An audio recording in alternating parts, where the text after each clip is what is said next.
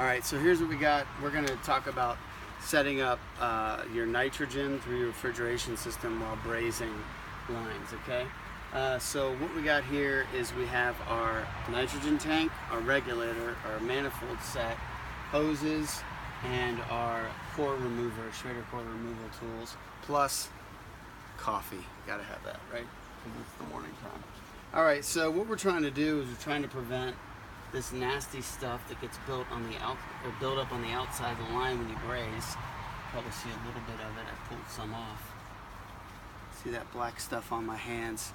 That actually builds up on the inside of the line if oxygen is present. So what we're trying to do is make sure that there's no oxygen present, okay? So what I'm gonna do is turn this on.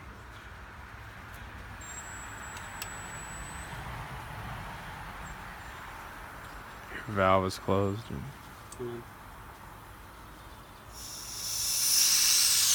Alright, you hear that coming through?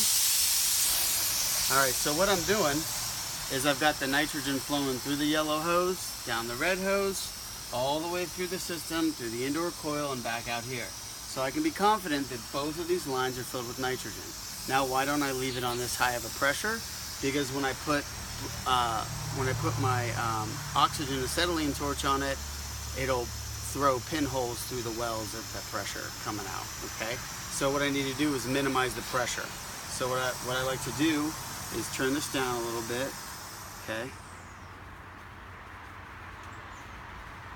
Turn it back up. And then this is old school, but I like to just see what I got coming through here. Make sure it's steady state.